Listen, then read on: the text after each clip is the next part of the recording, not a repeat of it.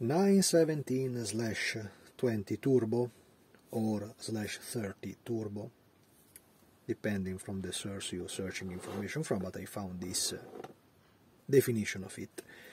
This is a model 124 of Herbie Muller car, traced in the Interserie 1974 at the Nürburgring in the Nordschleife, and it was a fascinating car. I think many of you already know much better than me the real history of this vehicle. It was one of the final edition of the mighty Porsche 917, starting in 1969 to race and arriving until the middle of the 70s, until the last Kremer prototype arriving in the 80s, like the final evolution, but already between different cars, already arriving between 936 and Lancia LC2, so it was already LC1 also, so it was already an old vehicle. This was the Interserie car that was basically the European version of the Can-Am Championship, and the car was a over-tuned version of the 917, so it still have the ordinary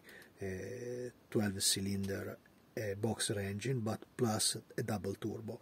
A double turbo, that means that this little toy became something in the range of over 1,000, some say 1,300, some 1,400.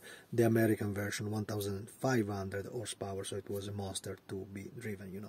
You can find, I think, some documentation, even if about this specific Porsche there is not so much, because it was a very, very strange one. You have to really love Porsches to end in this stuff. And it was a fascinating car, extremely powerful and very, very tricky to drive and dangerous. So Herbert Muller was a hero of the 70s, was one of the heroes that was able to, like Marc Donou, like that guys, made the career mostly over the 917, And about the model is 1/24 scale.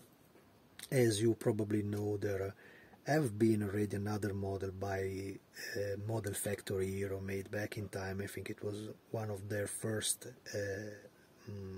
racing multimedia kit, completely full open in 1/24 scale, that now became very rare. I never see this version for sale. I see the longer one, the Sunoco Can-Am, a longer 917/30, still available, I think, online.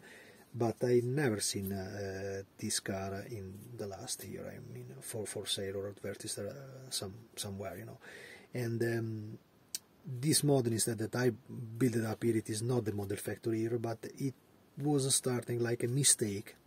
And I have to say thank you to Manuel that is commenting my pictures in my Facebook page, because basically it was him saving me from a big mistake that I was going to do. Because the model that I started to build up, it was a Christian Franke Mezzo Mix model 917/10 that he made 3D printed. You also have another review of the kit when I get it in my hands, completely 3D printed model, and I was searching for a decal version of it. My mistake, and probably because I had lack of documentation when I started to search about this model, was that I wanted to do the car in the Martini livery, and so I had a friend of Christian that is making the custom decal for him, for his model.